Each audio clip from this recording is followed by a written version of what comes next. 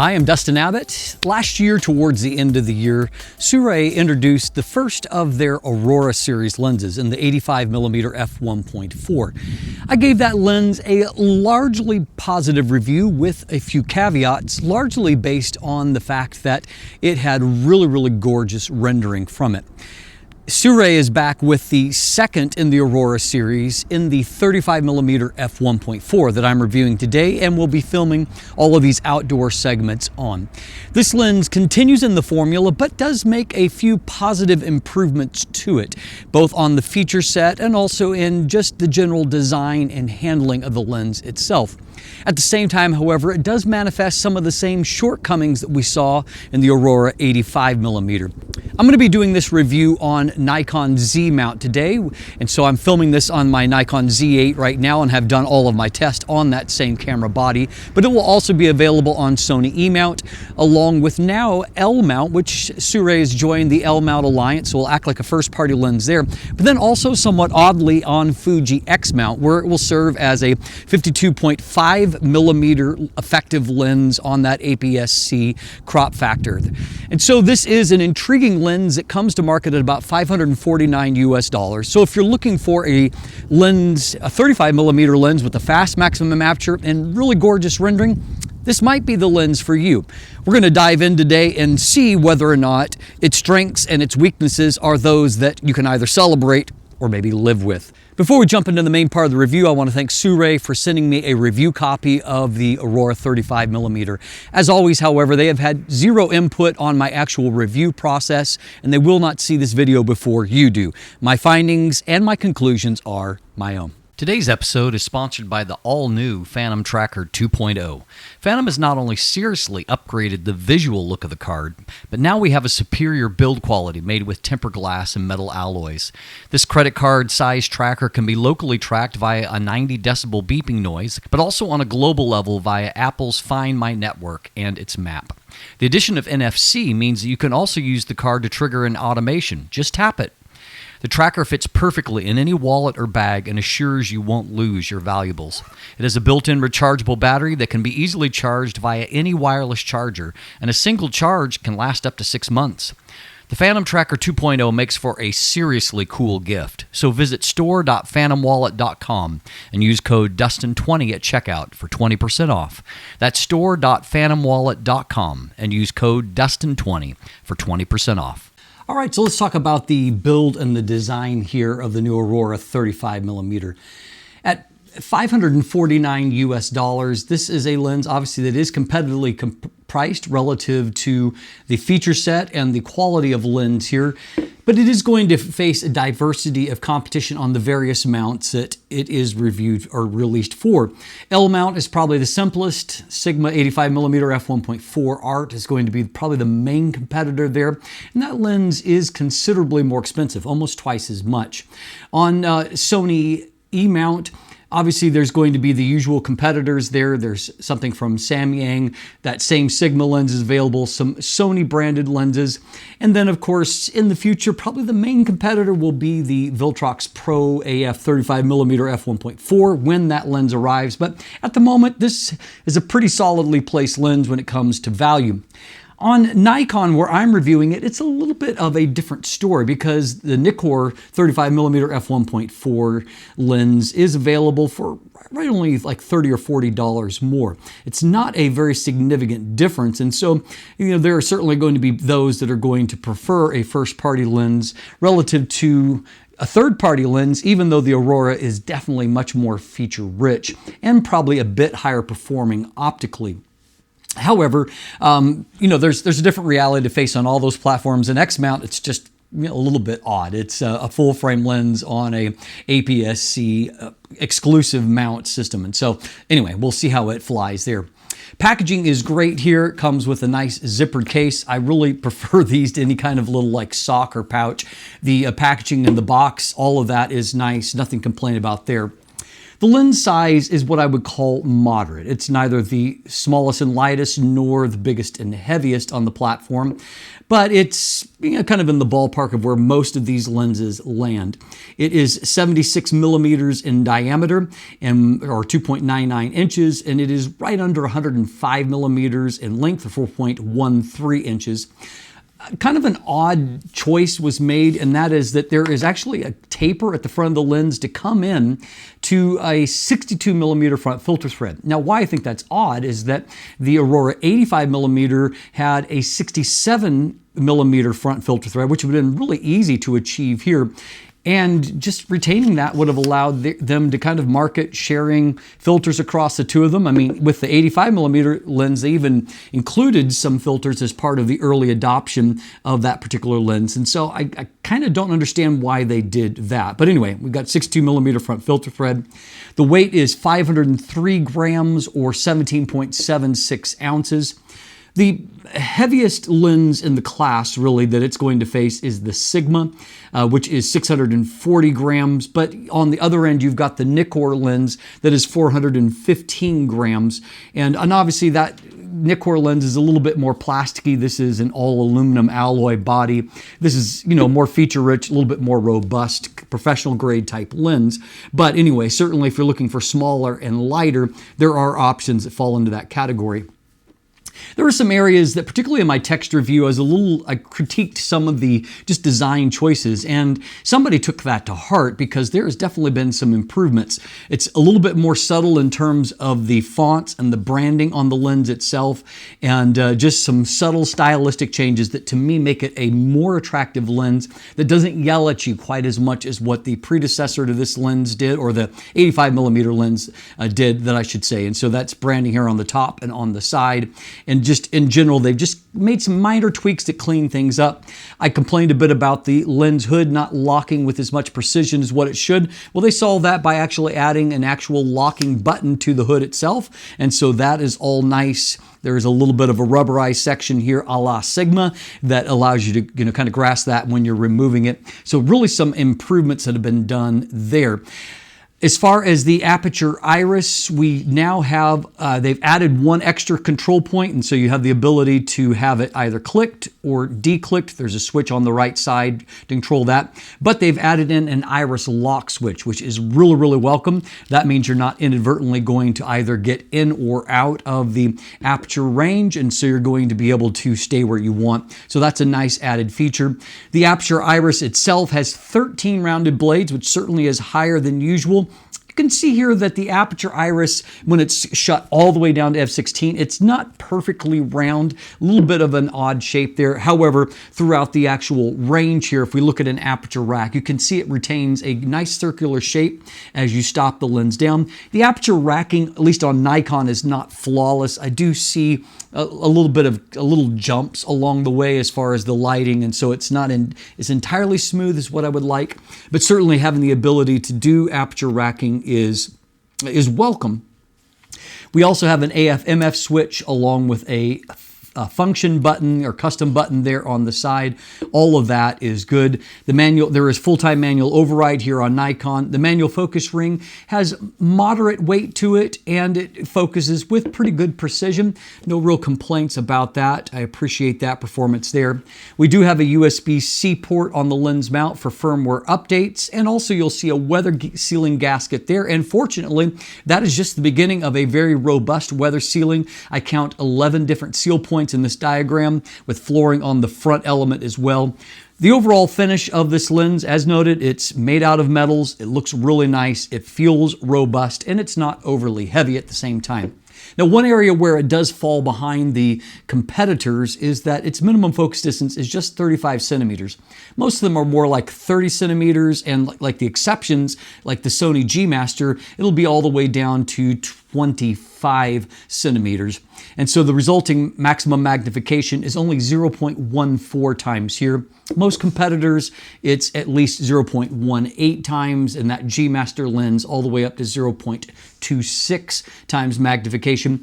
So certainly not the top choice if you're wanting to do up close work with it.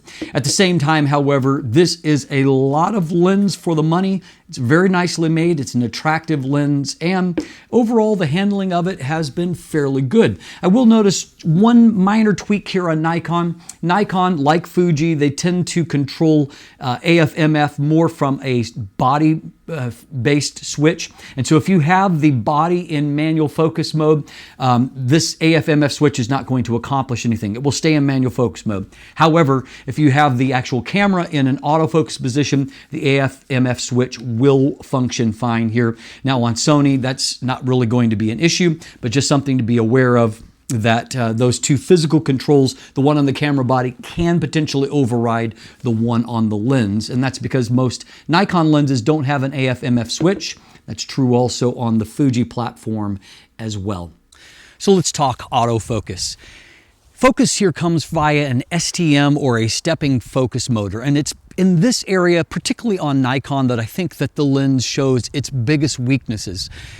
Previously, I reviewed the Aurora 35mm on Sony E-mount, and while the autofocus motor was slower there than what is optimal, or maybe what some of the competitors are able to achieve, I found that the quality of focus was really pretty good, and focus consistency was good. I didn't really have any major problems with it. Here on Nikon, however, I feel like maybe some of these third-party manufacturers struggle a little bit more with the focus algorithms. And so here I found focus to be a little bit more inconsistent. First of all, you can see that in terms of focus speed, it's not quite as quick as what you might like. Just didn't feel like the focus algorithms was quite as confident with those focus algorithms here on Z-mount, and thus I didn't find that my accuracy was as good. It was still good generally, but not as good as what the best lenses are here on my Nikon Z8. So because of that, I found, for example, when doing some portrait work, the portrait work was pretty much fine. Focus was mostly nailed, but sometimes you could tell it was just a little bit either fore or back, not perfectly right on the eye where I would like it. But largely that was okay. Anytime the subject was moving, however, like with this shot of Ferrari, you can just see that focus lagged behind. It couldn't keep up with any kind of real movement at all. So hopefully firmware updates will, tweak the response to the algorithms to where it's just a little bit better in terms of focus accuracy. But I would say that generally, if you are looking to shoot any kind of action with a 35mm lens, this probably isn't the lens for you. But if you're going to shoot portraits or things like that, you'll probably do okay with it. So let's talk video autofocus. In some ways, I like this lens best actually as a video lens. Now, that isn't because everything is perfect. It does things like the focus pull tests that I do. That's touch to focus. And on Nikon, you don't really have any control over how that behaves. And so what you can see here is that the focus attempts are a little bit abrupt, but then it's just not confident. It's not settling there. And obviously that is very different than what you're seeing right now as I approach the camera. You could see that it was effectively keeping focus on me, and it's nice and stable right now as I'm filming. But when I do those specific touch to focus things, it didn't really excel in that regard. When I actually just approached the camera and then ducked in and out of frame in my tests there, I found that it did fine in the approach segment. As I stepped out of frame, it definitely moved to the background and then moved back to me when I stepped back into frame. But you can see that focus just didn't nail perfectly. It needs just a little bit of time to maybe do some little micro adjustments and get the perfect focus on my face. And so if it's anything, again, more abrupt, just like we talked about in the previous section, anything that's moving a little too much or it needs to be reactive, that's not where this lens excels. At the same time, however, I did find I have filmed a fair bit with it. I shot some of my YouTube episodes on it, and I really like the overall look and rendering from the lens. For a 35mm lens, I think it renders really beautifully, as we'll talk about in a moment. And so I did like it for video, maybe like it best for video, even more so than stills. But at the same time, it's not because autofocus is always perfect in that segment. When I did my hand test, it largely didn't do great in that either. Didn't always want to adjust from my hand to my face or vice versa. But more importantly, what I found is, again, after it makes a focus adjustment, it needs a little bit of time to kind of get settled back in to focus in the right place. So I found that a lot of times in that, movement back and forth, that I'd end up with focus, not quite on my palm, back on my wrist, or not quite getting all the way back to my face. And so again, I would say that if your autofocus is more about stable shots and less about abrupt or moving shots, you're going to like what this lens produces. If action is steady, you know, if I'm moving backwards or I'm moving forwards towards the camera, but in a fairly linear fashion, it does okay with that. But more abrupt things, not so much. All right, let's talk image quality. I'll give you a breakdown, and if you want the deep dive, at the end of the video, check back for that. We have 16 elements in 11 groups. That includes about 7 special elements, including high refractive index elements, extra low dispersion, super extra low dispersion elements, and some aspherical lenses in that design. You can see from the MTF chart that it shows a fairly even performance across the frame, a little bit of dips up and down. However, you can see that really it looks like the performance should be pretty even from the center to the edges. I think that it really comes down with these Aurora lenses. What I have found in real world use is that they tend to be optimized for certain focus distances, more in the medium range. And so up close, they're not particularly strong contrast, and at distance, they're not particularly great contrast, but in that medium range, they tend to do really nice. It can produce really gorgeous results. So it really is going to be dependent on where you're shooting. And so in some situations, I was doing a little bit of head-to-head with my main 35mm lens, which is the Sony 35mm F1.4 G Master. So because I can use it by a mega dap here on Nikon, I did a lot of comparisons. And in some situations, I thought that the rendering and even the sharpness looked fairly similar between the two lenses. And then there would be other situations where that was far less true. And so I would say that the G Master, its higher end performance is that it's consistent kind of regardless of the focus distance and more flexible in different situations, whereas the Aurora just doesn't have quite the optical chops to excel in all focus distances and all lighting type situations. But when it's at its best, it's really, really nice, as we're going to see. Now, it is not perfectly corrected. There is some longitudinal style chromatic aberration. I saw that on my chart. I could see it a bit when I looked at my dad's old SLR. Just some various situations. I did see a little bit of fringing around specular highlights if you've got bright bokeh balls in the frame. And so certainly there. And there also is some lateral style chromatic aberration, which tends to be a bit of an issue for Sirui lenses. It feels like they are more likely to have lateral style chromatic aberrations than some other brands do. And that showed up also in some real world shooting, and definitely on my test chart, you'll see it at certain points. Now, here on Nikon, while the distortion is very low, only a very tiny bit of a pincushion style of distortion, -3 to correct, that's not bad, but vignette is very heavy. And as per usual, I suspect you'll find that it's lighter on Sony, but for whatever reason, all these third-party lenses tend to be much worse in terms of vignette on the Nikon platform. And so in this case, I had to max out the slider at 100 to correct for all of the vignette. And it will clear up some by f2.8, but there's always going to be a bit of vignette here on the platform, so just be aware of that. By the way, it doesn't seem to receive profile corrections here on Nikon, and I noticed with the 85mm testing before that on Sony, it didn't seem to get correction profiles either.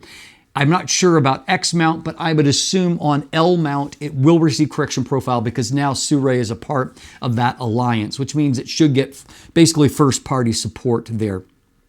When it came to testing resolution and contrast, I found that the center looks very good at f1.4. The mid-frame looks good at f1.4. However, the corners are softer than I would expect from the MTF chart. As I stopped down, I found that the contrast was good, really strong by f2.8 in the center of the frame, and not quite as good in the mid-frame by f4. Mid-frame's looking good by f5.6. Mid-frame and corners are looking good, though the corners never get what I would call pin sharp. And I noted that in real-world shooting too. They're good, but not amazingly good. And then by f11, you'll start to see a bit of diffraction and a little bit more by f16, though here at 45 megapixels on Nikon, it's not as bad as what you'll see on like the 61 megapixel mark on Sony, and then also for shooting on the 40 megapixel mark on Fuji, that's going to be even more pronounced there. But in general, I didn't find diffraction to be particularly bad. So I found landscape images to be good, but not great. I think that there are better options for landscape. However, where this lens is a big winner is when it comes to the actual rendering. It has really gorgeous bokeh on it. And some 35mm lenses I find quite bland when it comes to their bokeh performance. That's not true at all here. There's a lot of images that I thought looked really, really beautiful in terms of their out of focus rendering. And I found also that even in difficult situations, this shot, for example, I shoot basically because it's all hard edges and it looks ugly. And in this case, it still looks ugly-ish, but it's nicer than usual. And so that is nice to see there. I find also that the three-dimensional quality from the lens is nice. And for that reason, I actually really quite like this lens. You probably will have noticed that some of the outdoor sequences, they really look nice. And shooting at 35mm F1.4, sharpness looks good. There's a nice three-dimensional quality of the subject. The backgrounds are nicely blurred. There's some things about this lens that I really, really like, even if it does have some optical shortcomings. One of those shortcomings is that it does exhibit some flare in certain situations, and particularly when you're stopped down, that flare can become a little bit dominant. But even wide open, there's going to be just some flare artifacts that you need to be careful in your composition. I found that if I blocked it a bit with, shooting through like a tree, the leaves of a tree, it was fine under that circumstances, but just panning across, it was a little bit intense there. Sirui colors are not top of the heap for me. I find that there's just a tiny cast to them that's a little bit to the cooler side that I don't prefer. And I do think because it suffers with some lattice style chromatic aberrations, there's some situations where not all of the colors to me are perfectly focused together.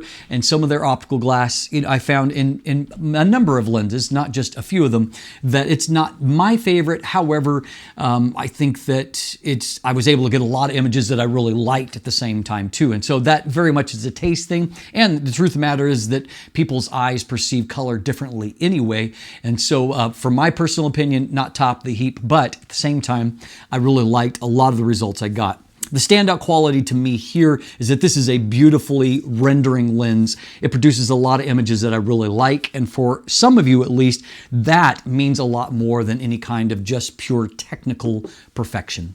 The Sirui Aurora 35mm F1.4 is a lens with a lot of character. Some of it is good, some of it is not so good. If you're one of those people that likes your lenses to not be overcorrected, kind of clinical in their performance, then the Aurora 35mm might be a really intriguing lens for you because it does something very, very well, and that is it has amazingly good rendering. And so for both video and stills, I find that if I'm looking at the overall look of shots generally, I tend to really like them. It isn't always perfect in the technical details. Flare resistance isn't as good as some competing lenses. It doesn't have as high a contrast in some situations. And the corner performance, it never really wowed me throughout my review process. But I found that I actually really did like the look of shots. And I really like the look of it for video work. I feel like it has a nice three-dimensional quality. And of course, a nice job with the out of focus rendering that makes it, more special than what its kind of chart testing might indicate. And so at the end of the day, I think that it offers a very good value for someone who's looking for a fast 35mm lens that has some character to it.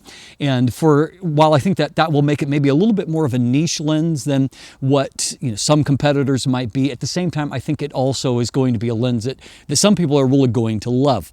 Now, unfortunately, autofocus means that you aren't going to be able to maybe use this as a professional lens. I don't know that I would rely on it if I were a professional wedding photographer or, definitely not for using it for sports, at least here on Nikon.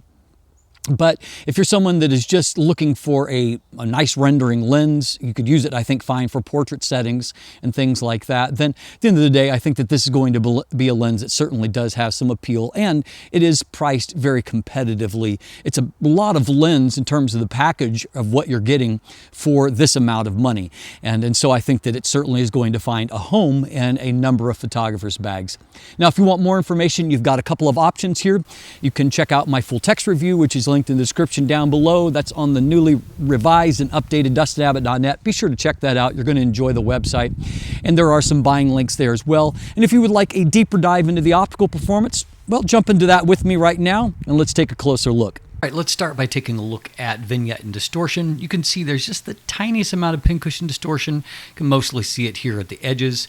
However, a -3 and all of that cleans up nice and clean.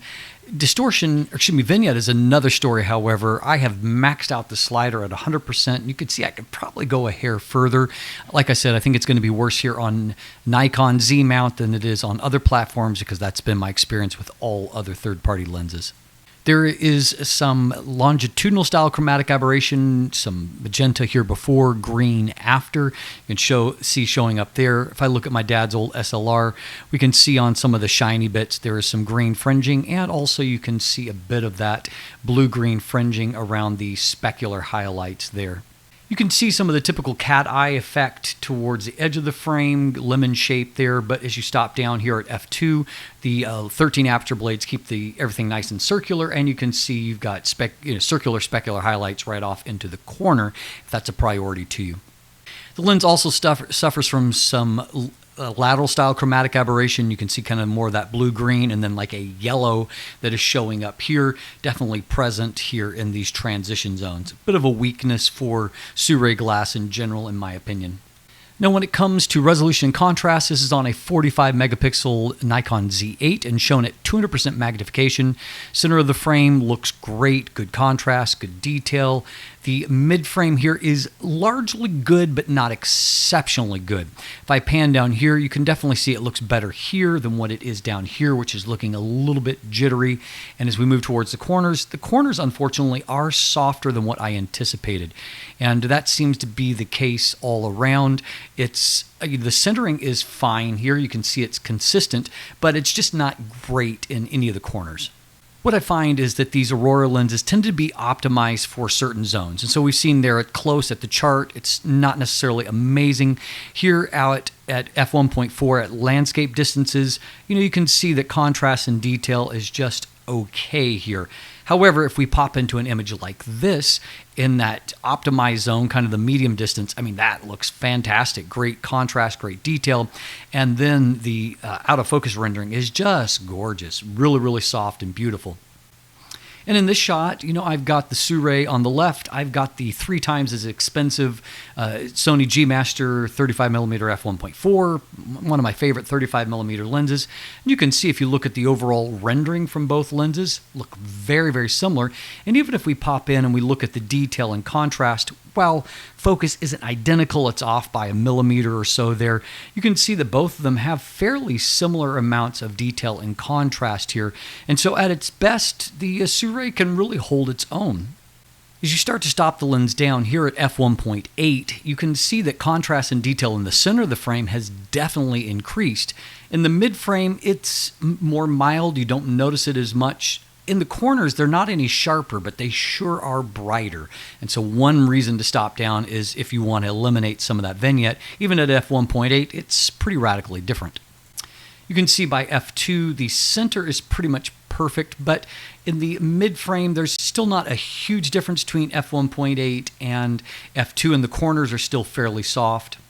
From f2 to f2.8 doesn't really make that huge jump yet.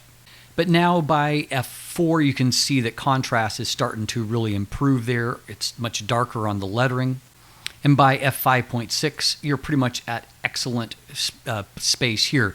Now, if we look up into the corners here, the corners are starting to look better. They're still not as good as what the mid-frame was, but definitely improved here. There definitely, unfortunately, is some of that lateral style chromatic aberration that is marring the image quality. But we can see even down in this corner that it's starting to look crisper, though you can see it's not what I would call exceptional at all. And out in the real world, you can see that center of the frame, if we punch in, looks great, great contrast, great detail. But if I pan over this way, you can see over towards the edge, the textures are just a little bit mushier. They're not as crisp, not as tightly delineated as what you see over here even. And so the corners are just so-so. Now, by f11, you'll start to see some effects from diffraction. f16 is minimum aperture, and it's a little bit stronger there. But here on Nikon, the resolution point of 45 megapixel doesn't punish as much with diffraction, and so it's not too bad. Expect it to be a little bit stronger on Sony, and stronger still if you're on the Fuji 40 megapixel sensor. Now, we've already noted that the maximum magnification isn't fantastic. However, you can see looking at it a little bit closer that at least the plane of focus is fairly flat. It's not warped or anything. And you can see looking here that the amount of detail is good. Contrast isn't off the charts, but it's really not a bad performance. There's a lot that is there in terms of rendering some of the fine details, so it is usable even at f1.4. Now, I mentioned this shot earlier as kind of my ugly test, and this is how I'm going to start to look at the overall rendering, because even in this very difficult, lots of just hard edges, it holds up nicely. And here, where we have a little bit more favorable scenario, you can see that even these poplars that are, they're straight up and down, but they're fairly soft, and there's a lot of nice cream here that looks really nice. An image like this, I think, is beautiful, and you can see good detail and contrast, and then really, really nice rendering. This is my favorite image that I took during the. I love the color palette. I love the contrast and detail there, and then the defocused area. Really, really nice, particularly for a 35mm lens that I'm not always wowed by their rendering of defocused. This is nice, though, really nice. This shot here, again, it's a little bit more of a medium, and so there's a little more in the transition zone. But you can see even this, it doesn't look bad, and there's a little bit of swirl effect, which some people like. I happen to like it. Not everyone does.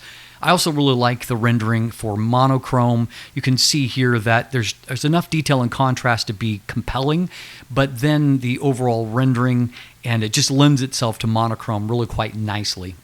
Now, flare resistance isn't fantastic, and you can see wide open. There's definitely some flare artifacts, and then if you stop down, they become a little bit more dominant. Here at f11, you can see if I rack through the aperture how that, like the light rays and the ghosting pattern just becomes more and more pronounced. You're going to want to be careful, and so you don't ruin shots through the flare. It's probably one of the weaker aspects of the optical performance.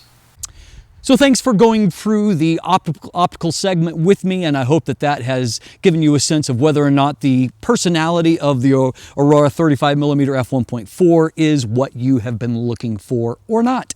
As always, thanks for watching. Have a great day, and let the light in.